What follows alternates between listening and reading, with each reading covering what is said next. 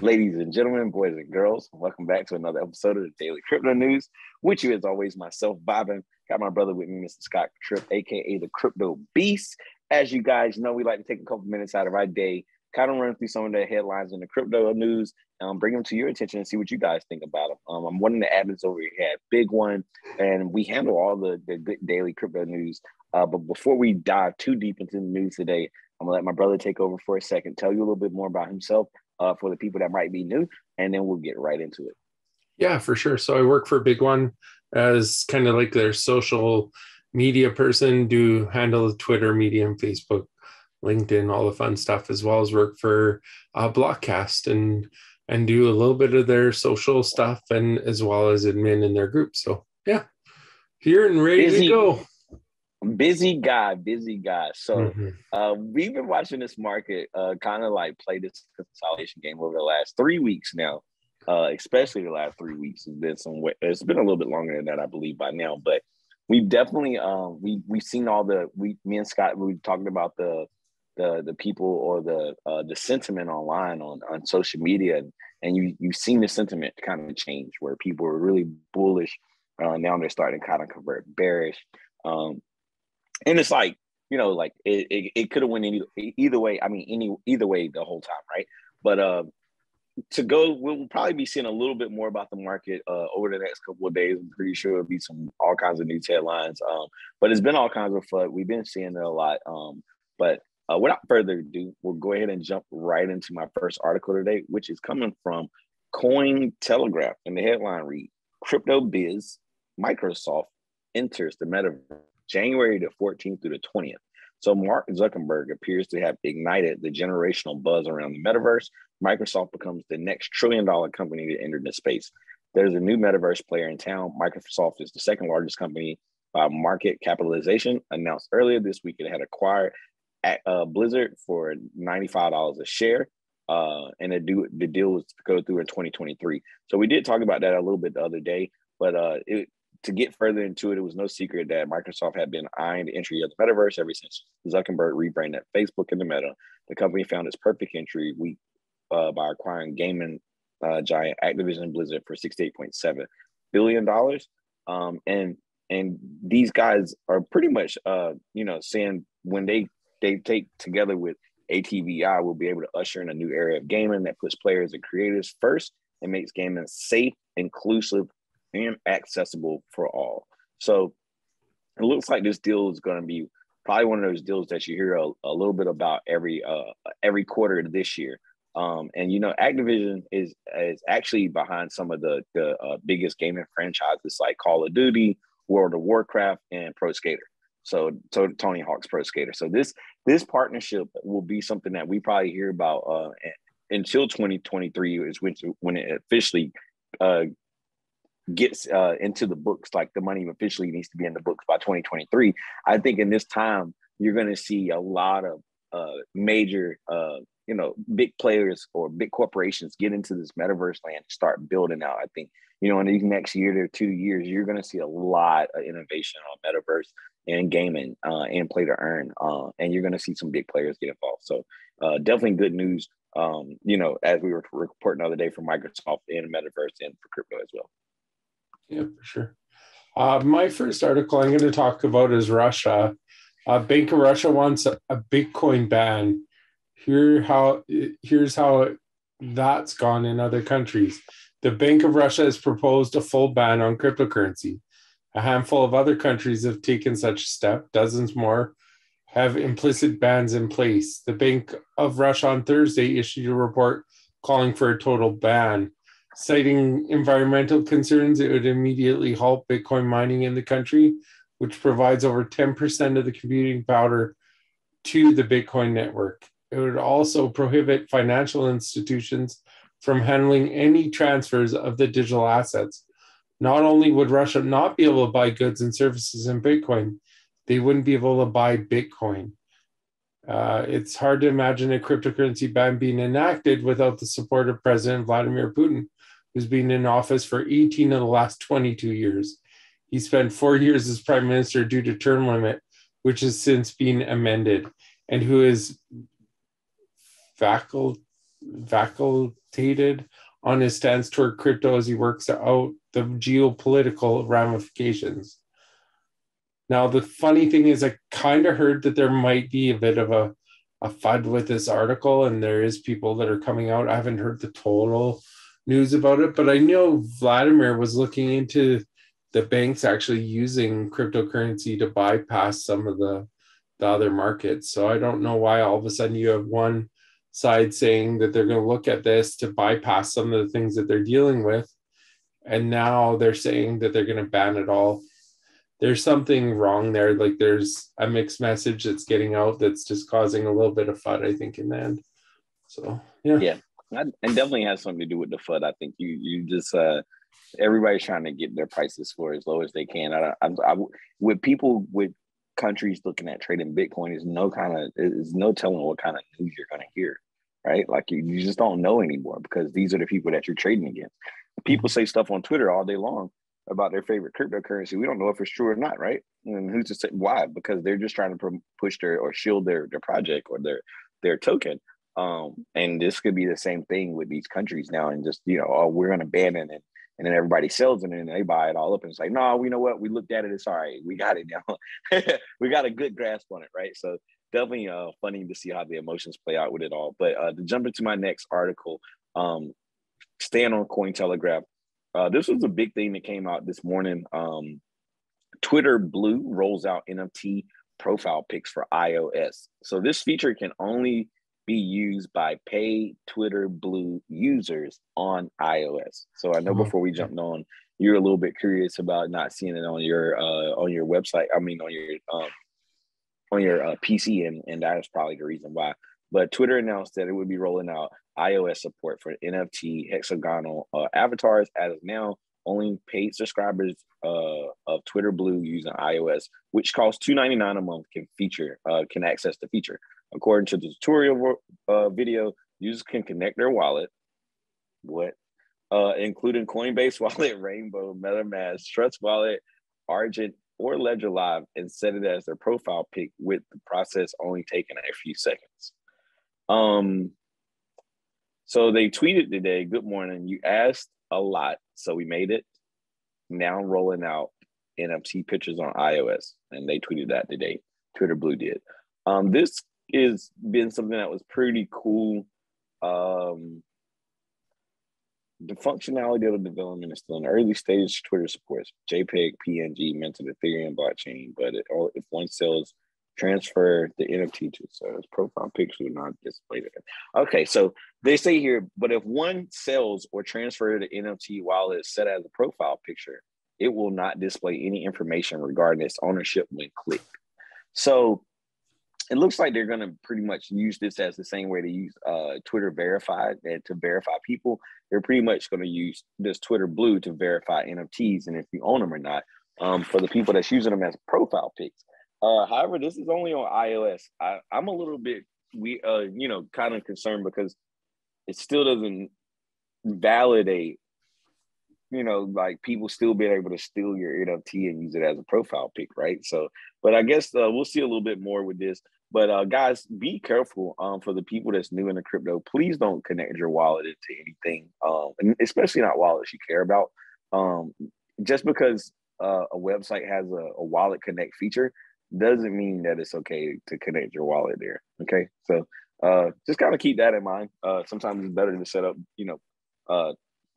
test wallets or lottery wallets, and just buy some currency straight out using your fiat debit card or your MasterCard or credit card, and then just test it. Don't connect your wallets to these things sometimes, guys. Just be careful. Always protect yourself. Paul, I wouldn't be connecting it just to verify an NFT right now. That tell you that much. That's some then they take $2.99 a month automatically out of your crypto wallet. Like what? Yeah. No, I'm good off that, boss. And you got to leave your wallet connected to verify that you own the NFT. No, I don't know about that one. Okay, and my next article is on this one. I've seen this on a major news site, not even on the crypto news. So when I seen it, I was like, well, we got to talk about this. The Fed may create a U.S. digital currency and wants your input. The Federal Reserve released a long-awaited review of the potential for creating a central bank digital currency Thursday after months of delays. Ahead of making a decision, the Fed has asked the public to submit answers on 22 questions posed in the report.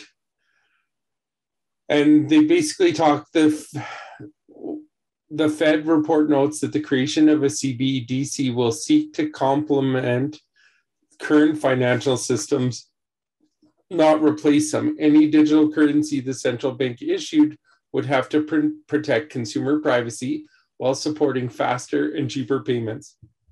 However, a CBDC would also pose risks for current monetary regulations and could have a large effect on the structure of financial markets. While the report didn't take on a position on whether the Fed should create a digital currency, the prospect of a US CBDC has drawn both criticism and support from government leaders. But the reason being is it's going to hold them accountable.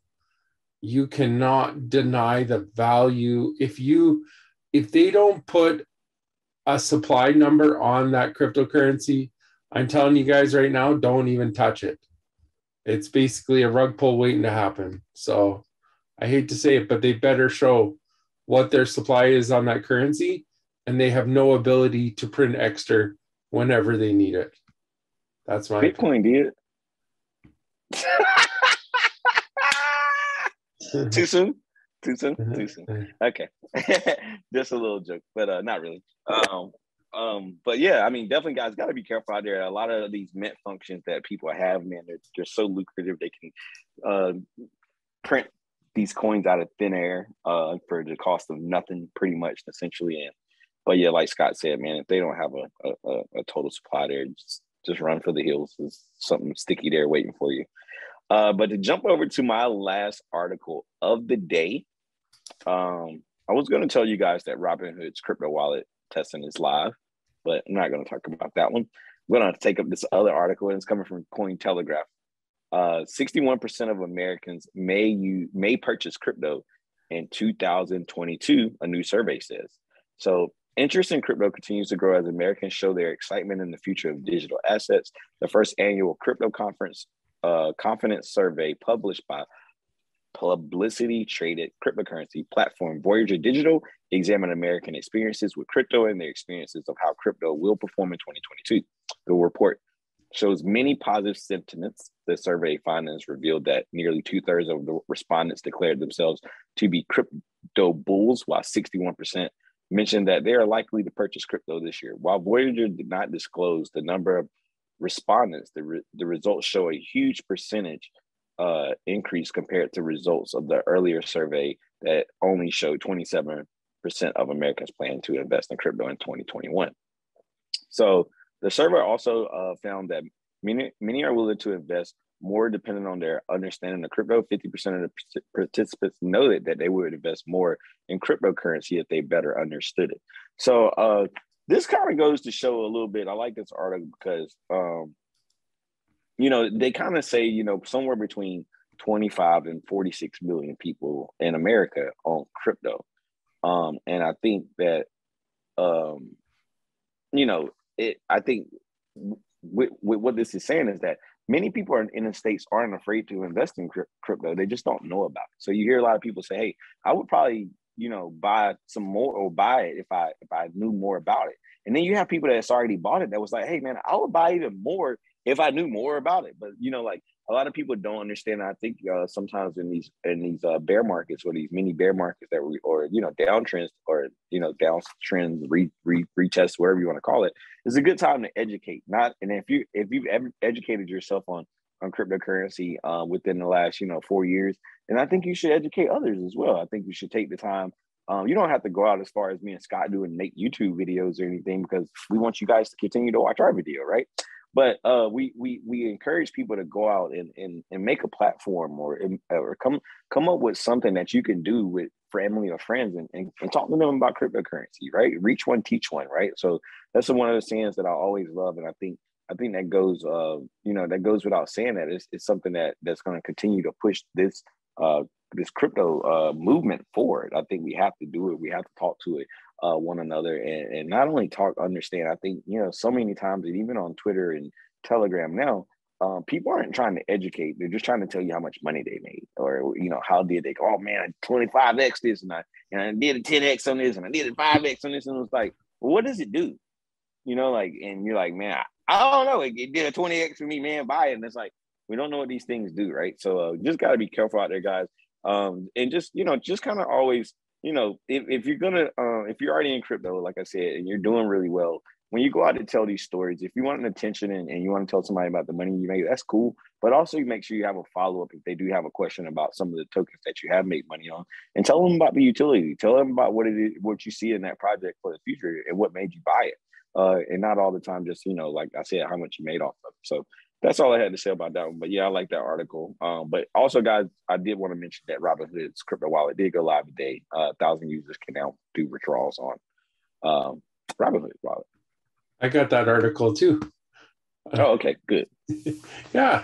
I just seen it pop up. It popped right up on my screen, like when I was about to read this, and I'm like, it's in big bold letters. I'm like, oh shoot, like Robinhood wallet just went live. Let me say something about it. So yeah.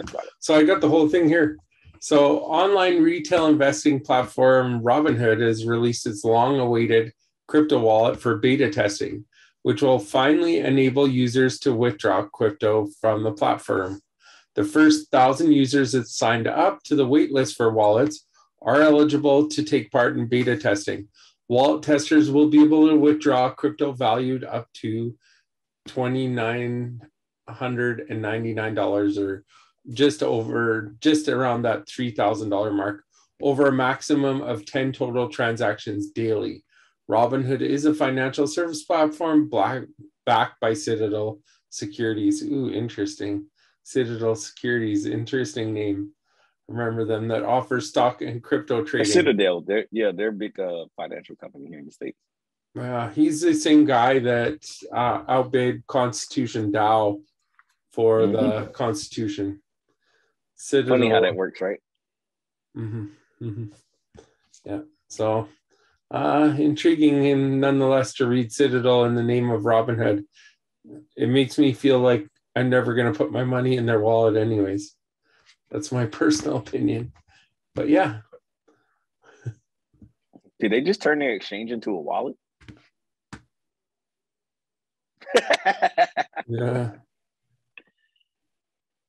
Okay. So this is going to be one of those articles that, like, for me, I love it, right? I love the fact that we're getting this mass adoption, and you're starting to see, people that couldn't store their tokens or their possessions that they bought. They weren't able to store them before privately on Robinhood. Robinhood usually was holding all the coins, and now they're like, you know what? We're going to give you guys a wallet that you could actually store your value in. So to me, it almost seems like they're taking their exchange from what it was, and they're creating and they're expanding it, or and expanding it into this wallet, and now people can store their value on it, and now people don't have to hold their tokens on exchanges, and it should take some liability off of Robinhood as far as that goes, and now people can really be responsible for their own things. But this is one of those, this is for the people that want this. I think this would be good. I know that there is a KYC for this. But I know for the testing of this wallet that they have right now, you don't have to do the KYC. Yeah. Oh, that's for right now. I'm assuming that's going to be a now, and then later they'll probably release something that would make you. Yeah, I mean, the thing about Robinhood, for you to purchase crypto on Robinhood, you pretty much KYC anyway. So, like, in all the users, for them to say that is pretty much like, yeah, right. Like, we say that to be nice, but if you have Robinhood, then chances are you use our platform. We know who you are. We know everything about you already. So. Yeah, for sure. That's interesting. And now on to the really interesting thing with you. We're done all our articles, right? That's the last one. Yeah, well, that was everything right there. So, guys, as you know, we're going to jump over to TradingView. Get a look at the total market cap and look at some of these dominance factors that we like to try to pay attention to. when we're just kind of like taking a very quick look at the market. And I usually have these in order, and I swear I did today, but now they're not in order.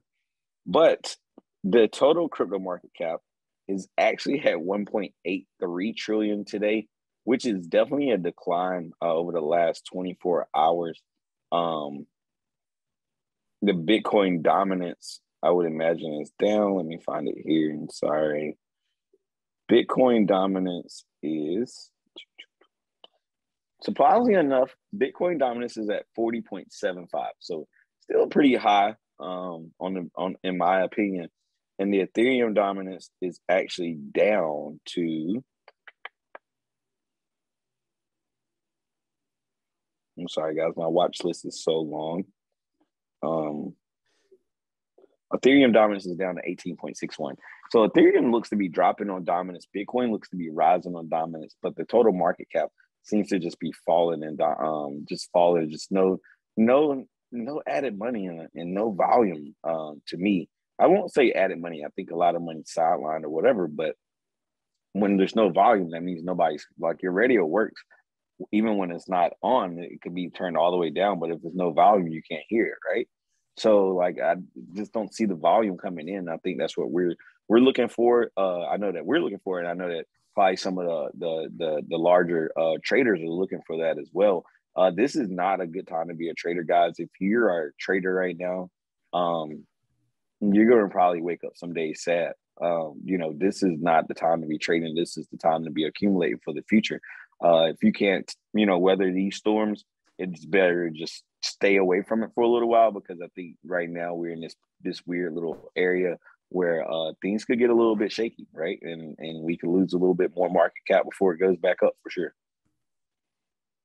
Yeah. It's going to be an interesting time. Let's see what happens. It definitely will be. But guys, as always, we appreciate you guys tuning in. Tomorrow, we're actually going to be changing our Twitter Spaces time to 7:00 p.m., which would be, I'm not sure what time, 5 p.m. plus 7. It'll be like 3 a.m. UTC, or like 12 a.m. UTC. 12 a.m. So 12 a.m. UTC, 5 p.m. or 7 p.m. Eastern Standard Time. We're actually going to be talking with Light DeFi, which is also listed here on BigONE. So if you guys have time, come by tomorrow, show us some support. But as always, guys, we appreciate you guys tuning in every day with us here on the Daily Crypto News. It's Thursday, so we got one more day before we have to call it quits for the week. But we're going to be here. If you guys have any questions or comments, make sure you just let us know down below. Always click the like, comment, or subscribe button. And that's all I got. You got anything else before we head out, Scott? No, I'm good. I guess the one thing is we'll be talking about AMM sooner or later again. I'll just mention it again. And just waiting for a really great article that simplifies it for everybody. And then we'll take a little bit of time and discuss that. But I just haven't quite seen that yet. So just waiting for it. Yeah. So guys, stay up to date. We'll be here again tomorrow. Make sure you tune in. And until then, peace. See you guys later. Oh, hold on one second.